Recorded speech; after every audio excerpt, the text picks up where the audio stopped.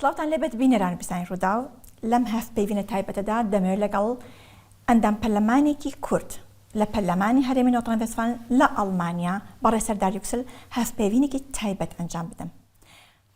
سەردار زۆر سپاس بۆم هەفتپەیوینە دووبارە پیرۆزباریت لێ دەکەم کە بۆ چوارەم جار هەڵبژێردرایتەوە وەک ئەندام پەرلەمان. هیوای سەرکەوتنت بۆ دەخوازین. باشە با یەکەم پرسیارم لێوە دەست پێ بکەین لە کاتی پێکێنانی حکوومەتی فیدرالی ڕێکەوتن لەسەر سیاسەتێکی نوێی کۆچبەران کە نێوەڕۆکەکەی ئەوە بوو ئاسانکاری زۆرتر بکرێ بۆ ئەو کۆچبەرانی پێویستن بۆ بازاڕی کاری ئەڵمانیا. باشە لە هەرێمی نۆتڕان-ڤێستفالن لەو ماوەی کەمتر لە یەک ساڵەدا چی کراوە لەو بوارەدا؟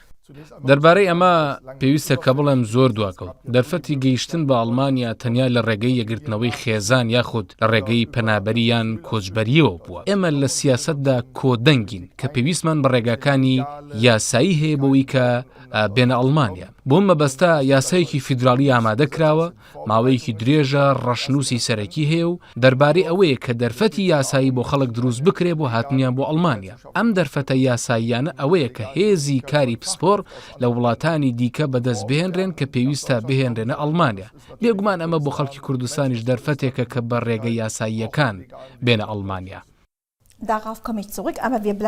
باشە کەمێکی دیکە دەگەڕێمەوە سەر ئەو بابەتە، بەڵام ئێستا دەمەوێت باسی مەسلەی کۆچبەرانی چاوپۆش لێ کراو بکەین. ئەوانی خاوەنی دڵدونن هێشتا زۆر ڕوون نییە و ئەو کوردانی لە ئەڵمانیان و دڵدونیان هەیە دەبێت چاڕوانی چی بکەن. بڵێ هەواڵێکی خۆشە. بەداخەوە ئێمە ئەو توانایەمان نییە کە هەموو ئەو کوردانی لە ئەڵمانیا هاتوونەتە ئەڵمانیا مافی کۆچبەریان پێنەدراوە، بەڵام لەبەر زۆر هۆکار ناتوانرێ بگەڕێنرێنەوە. بۆ ئەوانەی کە ئێوە پێی دەڵێن خاوەن دولدون لێرەوە مافی مانەوەیان پێ بدرێ کە بەلانی کەم 4 ساڵ ئەو ستاتۆیەی دولدونیان هەبوو بێ، ئەو کاتە ستاتۆیی دولدون چانسی پێ دەدرێەوە بە درێژای 1 ساڵ ئەو دەرفەتەی بۆ دروست دەبێت کە بچێتە کۆرسێک و فێری زمانی ئەڵمانی ببێ و دواتر کارێک بدۆزێتەوە. ئەو کاتەی کاری دۆزیە و زمانەکەش فێر بێت و گونجاو بێت لە ستاتۆیی دڵدون دەرەچێت و مافی مانەوەی دروست وەردەگرێ و پێویستی بەبوونی ترسیش نابێت کە بە وڵاتەکەی دیپۆرت بکرێتەوە. ئەمەش باشتربوونێکی دیارە بەراورد لەگەڵ ئەو دەرفەتانی پێشووتر هەمان بوون. باشەکەواتە ئەو کۆچبەران لە ماوەی 1 ساڵدا ئەو مەرجانە جێبەجێ دەکەن تەنها مافی مانەوەی 1 ساڵیان دەدرێتە یاخود 1 ساڵ لەژێر چاودێریە مێنێتەوە. دوای ئەوە پێداچوونەوە بە ڕەفتارەکان یاکرێت کە ئەو 12 مانگە چی کردووە، کە کارێکی باشی هەیە، فێری زمان بووە، باش خۆی گونجاند و ئەمان هەمووی پرسیارە لێ یەکرێن. ئەگەر ئەو ساڵی باش بەکارێ نابێت و بەرەو پێشوونی باشیە بێ، ئەو کاتە مافی مانەوەی پێدرێ. باشە پلان هەیە بۆ هێنانی هێزی مرۆیی لە دەرەوەی ئەڵمانیاوە. باسی کوردستانیش دەکرێت. لە کام سێکتەرانە کوردستان دەتوانێت هێزی مرۆیی بنێرێتە ئەڵمانیا؟ لەوانەیە پێویست بێ مرۆڤ جارێکی دیکە ئەوە بڵێ کە کۆمەڵگەی ئەڵمانی کۆمەڵگەیەکی پیرە، خەڵکی بە تەمەنی زۆرە، ڕێژەی گەنجی کەمە، ئابووری ئەڵمانیاش پێویستی بە خەڵکی گەنجی باش پەروەردەکراو هەیە لە سەرتاسەری جیهان و پێویستە بهێنرن ئەڵمانیا بۆی لێرە کار بکەن، واتە بە ڕێگەی یاسایی وەکو هێزی کاری پسپۆر بە تایبەتیش پزیشک و برینپێچەکان، هەروە لە کەرتی هۆتێل و خواردنگەکان. بەڵام ئێستا وەکو شۆفێری باڕهەڵگرەکان لە تەواوی کەرتی گواستنەوەی شتومەک کە ئێستا کورتێنانەیە بەپەلە پێویستی بە هێزی کاری پسپۆڕە. ئێستا ئەو دەرفەتە هەیە کە خەڵکی کوردستانیش کە لەو بوارەنەدا کارەکەن بتوان بێن ئەڵمانیا. ڕێکەوتنێکیش بۆ ئەمە لەگەڵ کۆنسوڵگەری گشتی لە هەولێر کراوە، هەندێک مەرج هەنە کە دەبێ لەوانەدا هەبێ بۆی بێنە ئەڵمانیاوە، بتوانن بێنە ئەڵمانیاوە. Und da gibt es gewisse Voraussetzungen, die man allerdings erfüllen muss, um nach Deutschland zu kommen. باشە میکانیزمە یاساییەکانی هێنانی ئەو هێزە مرۆیە لە کوردستانەوە چییە؟ باشترەوەیە کە پیشەیەکی تەواو کردبێ. بۆ نمونە ئەگەر برینپێچ یا شۆفێری بارهەڵگر یا پزیشک بێ، بێگومان زمانزانی زۆر گرنگە. لانی کەم دەبێت کەسەکە ئاستی ئەیدوی زمانی هەبێ. لە یەکێک لەو دامەزراوانەی دان پێدانراوە لە هەولێر. لەم حاڵەتەدا ئەنیستیتوتی گۆتە هەیە. ئەگەر ئەم مەرجانە لە لای کەسێکە بێ، دەتوانێت پەیوەندی بە دامەزراوەکان لە کوردستانەوە هەن بکە بە ڕێگای یاسایەکان بێتە ئێرە لێرە بتوانێت کار بکە ویزای کار وەربگرێ و پێویست بەوە ناکا کەسەکە داوای پەنابەرێتی بکە بەڵکو بە ویزایەکی دروست دێ لێرە ئەمێنێتەوە کارەکە پارە پەیداکە و ژیانێک بۆ خۆی دابینەکە. Und kann dann auch hier bleiben, hier arbeiten, hier Geld verdienen und hier sich ein Leben aufbauen. وایە لێرەش بەڕێزەوە پێشوازیان لێ دەکرێت. بەڵێ ئەمژارەکە بەو شێوەیە کە ئەڵمانیا پەیوەستە بەم هێزەی پسپۆڕی کارەوە بەو شێوەیە کە ئەڵمانیا دەرگاکان بۆ کەسانەی پەروەردەی پیشەیان هەیە دەکاتەوە. ئەمە زۆر گرنگە کە دەبێ مرۆڤ بزانێ یاسای هێزی کاری پسپۆر پەیوەستە بەوانەی پەروەردەیەکی باشی پیشەیان هەیە واتە دەبێ مرۆڤ بەپێی هەندێک ستاندار پیشەکە بزانێ گەرنا بەداخەوە لە دووار ڕۆژیدا پێم وانە سەر بگرێ.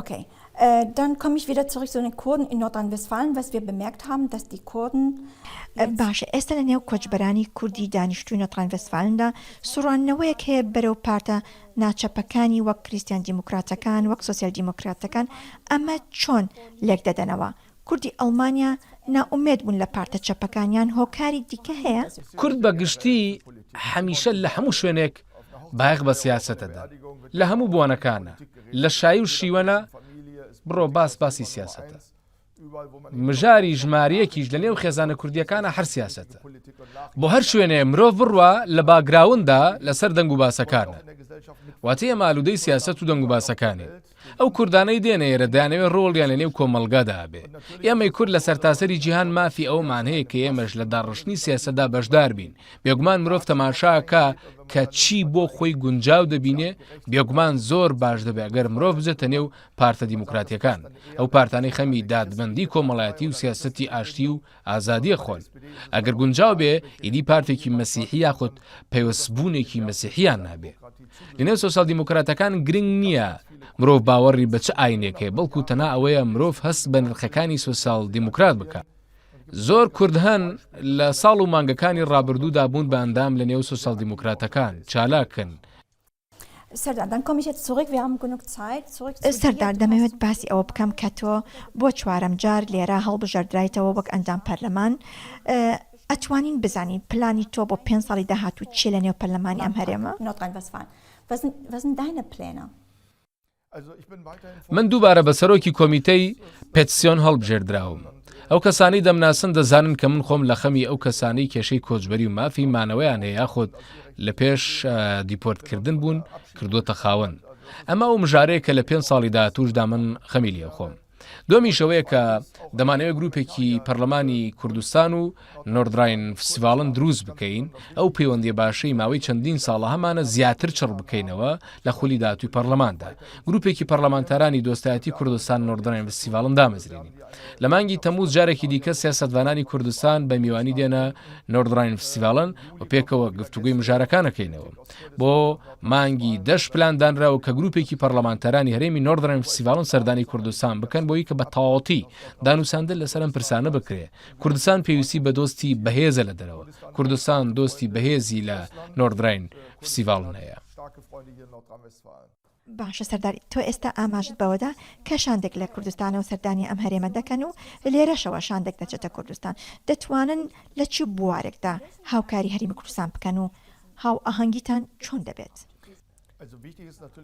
گرنگەوەیە کە نۆردڕاین-ڤێستفالن دڵی ئابووری ئەڵمانیایە واتە لێرە پیشەسازی زۆر بەهێزە بواری پیشەسازی لە کەرتی نەخۆشخانەکان و چاودێریکردندا بەڵام کەرتەکانی دیکەی پیشەسازیش زۆر بەپەلە پێویستیان بەهێزی کاری پسپۆڕێ واتە ئێمە زۆر بە باشی توانین پشتگیری لە پرۆگرامی یاسایی هاتنی هێزی کاری پسپۆڕ بکەین کە زۆر کەس دەتوانن لە کوردستانەوە بێنە نۆردڕاین-ڤێستفالن چونکە لێرە زۆر کوردەژین زۆر کورد بە خۆشحاڵیەوە لێرە لە نۆردڕاین-ڤێستفالن ئەژین دومیشەوەیە کە ئێمە لە هەموو هەوڵە سیاسیەکاندا پشتگیری کوردستان بکەین لە ڕووی ستراتیژی جوگرافی و جیۆسیاسی کوردستان لە بارودۆخێکی زۆر زەحمەتدایە زۆر گرنگە کورد بزانن کاوان دۆستیان لە ئەڵمانیا و لە نۆردڕاین-ڤێستفالن هەیە ئێمە لە ئاستی نێودەوڵەتیدا پشتگیری کوردستانەکەین چونکە وڵاتانی دراوسەی دۆستانە نین بەرامبەر بە سیاسەتی کورد و ئێمە لەم هەفتەیەشدا ئەوە دەبینین بەمە شەرێمی نۆردڕاین-ڤێستفالن دەتوانێت ڕۆڵێکی سەرەکی لە ئەوروپادا بگێڕە لە پرسی